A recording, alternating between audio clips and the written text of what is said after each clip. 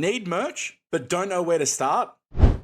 You need to watch this. Hey, what's up? I'm Fids. I recently had a comment on my New Year, New Gear video from Senor Bugos, and it was specifically about asking around merchandise, and I thought, I actually know a lot about this topic. I had a clothing business for a number of years, and I learned a lot about the process. Today, I will share with you the best ways to get your own clothing, hats, stickers, and other merchandise off the ground. Let's get into it. Now, the first thing you want to understand is, are you planning on doing this yourself, or do you plan on outsourcing a lot of the production? Now, you don't necessarily have to do everything yourself, and you most definitely don't have to outsource everything associated to this, but it's a good idea to understand what route you're planning on going through. It really doesn't matter. The process really is the same. I'm going to start off with outsourcing because I think this is probably the most common route that people go through. The first step in understanding your outsourced process is your suppliers. Are you looking to get your products overseas, or are you looking to get them domestically? Obviously, overseas, you have a lot more of an advantage when it comes to the price. Say something like a t-shirt, I could probably get it for a third to a quarter the price of a t-shirt that I would get here in Australia from a blank supplier. The advantages of obviously using it domestically is that the accessibility is a lot easier. If I ran out from one supplier, there was probably another supplier that carried the same brand. I was using a company called AS Color. I highly recommend it. It was quite expensive, but the product quality was amazing. You need to know your suppliers. And listen, you don't want to just have one. You want to have at least 2 to 3. If the product is unavailable with supplier A, I know, cool, I can go to supplier B, or supplier C might have a bulk order discount. And so really think about these things. The next thing you want to understand is MOQ, which stands for minimum order quantity. Now, this is a lot more the case with overseas suppliers. I found with myself in using domestic suppliers, they had a different price range based on how many items you were ordering. So price A for one item, and then price B for 5 or more, and then so on and so forth. So the more that you ordered, the cheaper it was for you. So you could really structure and stage how you wanted to order these items. Overseas, especially if you're getting an item fully produced, so you're getting a shirt with an image in a color with an effect and all this sort of stuff, and they're going to say, right, you need to order 50 and each item is going to cost you $8. So now you're going to be paying $400, but the more things that you change, the more costs that there is. These things are gonna stack up. Maybe you don't want 50, maybe you only want 25. A lot of times they'll be able to negotiate with you, obviously to a reasonable amount, but the price is gonna bump way up. So maybe if it's not, $8 per item for 50, you're looking at, 19. And then you're like, okay, well, it's gonna be a bit more expensive per item, but maybe that works out. The next thing you want to understand is the overall process you're looking to use. Maybe you want to use screen printing, heat transfer vinyl, direct to garment printing, embroidery, all this sort of stuff.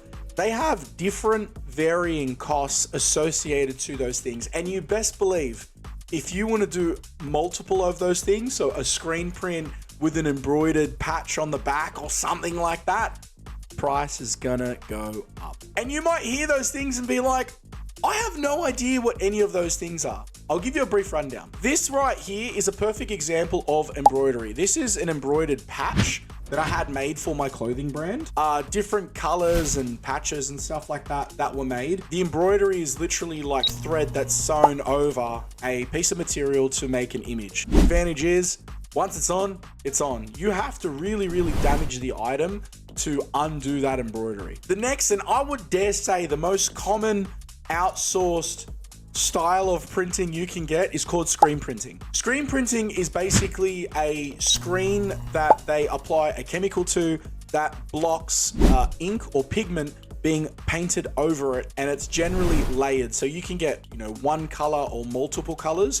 And the cool thing about this is it's set into the item. This here is a shirt that is screen printed, and that logo right there is completely smooth. It has a distressed finish to it. You can really play around with different images and finishes. Whether it's a cheap shirt or an expensive shirt, screen printing is really the most common type of printing you'll see. Now, the next style of printing is DTG, which is direct to garment printing. This here is a perfect example of it. It's a gym shirt that I have that has like the Batfleck logo and finish printed on like white shirts or really light colored polyester shirts. And what they do then is they can fully customize the image in one screen. You see this a lot with sports apparel. It's really, really good end-to-end process, but it can only be done on certain types of material. The last is HTV, which stands for heat transfer vinyl. Now, I actually did mostly heat transfer vinyl. If you want to see a perfect example of what this is, go ahead and check out that New Year, New Gear video, because I literally walk you through the process. Now, you can do simple one-shot color images, or you can do multiple, like really hyper detailed images. And I found if you do this right, the garment itself is gonna deteriorate before the actual image will fall off. But listen, that's the case for everything. If you did anything the wrong way, it's not gonna last or it's not gonna look good. And the most important thing about all of this, cost. You have to understand the costs associated to this. Now, in outsourcing your items, if you go this, 100% outsourced process, you best believe you're gonna be paying a lot of money. You could also just go, all right, screen print the image and then send me the shirts and I'll make my own tags and print them on the neck, and then I'll put them in clear bags and send them out. And then you're good to go. There's different costs depending on what you're willing to do. Before I go down that rabbit hole, let's discuss exactly how do-it-yourself works. Similar to my first point with outsource suppliers, you need to understand exactly who your suppliers are. So if you wanted to do something like heat transfer vinyl, well, you also need to buy the vinyl. Or if you wanted to do screen printing, you need to buy the screens, the blank screens. You need to buy all the supplies. And that really is a factor that people just don't understand. Where do you go? Listen, there's a million different places you could go. You could buy your heat transfer vinyl overseas. You could buy it online in a local supplier. You could also go ahead and buy it from an art store. You just need to understand exactly what process you're looking to do. I could sit here and talk about, the pros and cons associated to doing every single style yourself, but I think you need to have a base understanding about what you're willing to do. And this is really where it comes into knowledge. Having the knowledge or skills needed to complete, say, screen printing or heat transfer vinyl can get really tricky. I was really lucky when I first started dabbling with screen printing. I found a place that actually set screens, and they were literally a full end-to-end print warehouse. And the guy was really cool. He showed me the warehouse, he showed me their process, and it was really, really eye-opening to the size I could go to in expanding if that was something I was interested in doing, but also how detailed and how specific screen printing really is. YouTube is a fantastic source of information in regards to really dabbling with these things. There's more than likely a YouTube video of someone explaining exactly how to do it. So do your research exactly in what you're willing to do based on the outcome you want, and then understand, is this something that you're prepared to do? You're going to need equipment to be able to do a lot of this stuff yourself. Now, heat transfer vinyl, you're gonna need a plotter, which is basically a cutting device. You could get something like a Cricut. A Cricut comes in different sizes and price ranges depending on your needs. And Cricut isn't the only plotting company out there. There's companies like Silhouette. There's a bunch. And they don't just do vinyl. They also do cardstock and paper and all sorts of stuff. So you can actually use it multiple times across the creation of your item. Maybe for stickers, maybe it's also going to be used to create tags for your items, signage, business cards, whatever it is. You probably could use that tool across several different ways. Having those types of machines and things like that, they do take up space. So another thing you got to consider. Now, with the gap in knowledge or skills, there's also going to be potentially a gap in quality.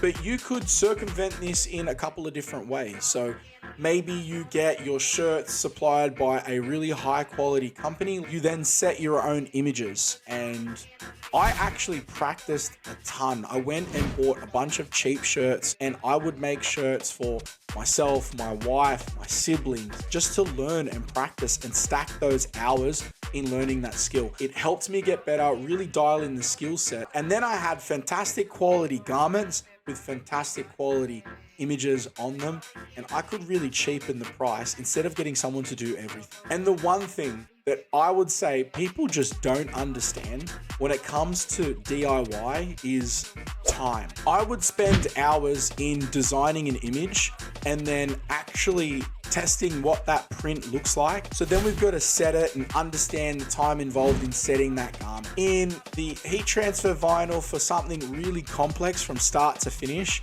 it probably took me about 20 minutes from start to finish. Now, my time is a factor that's associated to the overall cost in making this item. You need to factor that into your price, and you need to make a profit. Now, I'm not going to sit here and tell you what you should price your items at or really what the overall costs are going to be. I don't think that's a difficult thing to work out. But I will say that you want to do your homework. Understand you're making a t-shirt. If a t-shirt costs $50, someone else buy it 25. And really, why do they want to buy your item? Is it worthwhile to them? Are they just supporting your brand? If they are, is $50 a little steep for a t-shirt? Is something you got to figure out. Whether you're going the outsourced route or you're going the DIY route, there is a lot of unexpected factors you need to understand. Especially if you're going the outsourced route, there is a lot of setup costs that I just didn't even anticipate was going to be the factor. Take these patches, for example. They needed to be in a specific file format for my supplier to then create the patch in their systems. And I couldn't create them in that format, so they have to charge me a digitization fee. This could also be the case whether you're screen printing, because the screens themselves have to physically be set. And so there's a setup fee or a screen fee. Sometimes there's even administration fees in keeping these screens held for you. And these types of things end up stacking up. These fees, whether you like it or not, they are a factor associated to the outsource side of things. And if you want to make a profit, you're going to end up having to increase the price of your item. And that might not be something you want to do. But it's a factor. Shipping is a really tricky one as well. You can physically ship the items yourself, which, is a great thing that a lot of people do in keeping the prices down. You can go to some postage companies and they have shipping arrangements where they can do, cheaper packaging and stuff like that for you to send your item. Or you can even get customized packaging for your shipping. You can get ahead of it with advising the customer, this is the shipping costs for domestic or international, or whether you don't do international shipping or whatever the case is. But shipping is also a factor that you have to be aware of, especially if you're doing large orders from overseas. Quantities and shipping for those items can end up being a thing. I remember the first items that I started to make for my clothing business was hats, and I actually used these patches for those hats. So I bought the hats and beanies from a company overseas. The items themselves cost nearly as much as what the actual shipping did. So it almost doubled my overall cost because I had to cover it. It had to get here. Now, all that being said, here's 3 things that you want to understand to help you build the foundation to get started with your merchandise. Number 1, what are you selling? You need to understand what the product is, what the specifics of that product is, but also what are the processes involved in making that item. This sort of thing can be really important, whether it's a moral decision that you make. I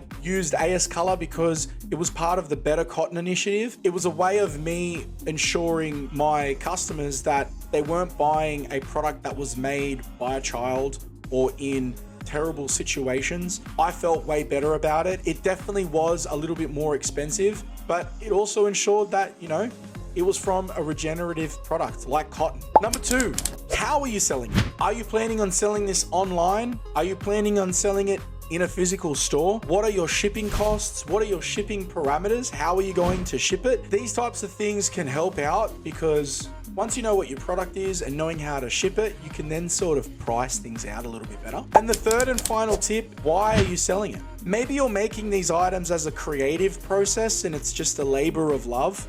Or maybe you're making it because you want to make money. It's a means to an end to make some extra cash. Or it's an item for exposure. Maybe you're making a t-shirt so your supporters can buy your branded t-shirt to support your YouTube channel. But in understanding these types of things, it can really help you factor in the pricing. For me, it was a labor of love, but I had to balance the fact that, well, I was looking to make money off of it. And so pricing does become a factor that I could consider. I wanted to make sure that I had enough money to cover the overheads, but I also felt like, well, if I didn't make as much money, I was okay because I was doing it for the love of the game. Looking back, what I probably would have done differently, I probably would have done less products. I did a lot of different products. I did shirts, hoodies, hats, tote bags, stickers. I did so much. And it all came through me. It was all through my hands. It was a great way to really absorb me in the creative process, and it was difficult to create that distance in understanding it was a business. So I'd say that was a factor that didn't lead me to success, but I learned a lot along the way. I'd like to know from you guys out there, if you're making your own merchandise, what type of merchandise are you making? And was this video helpful for you?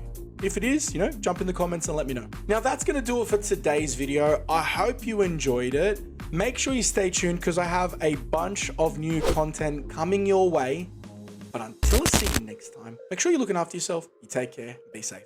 All right, peace.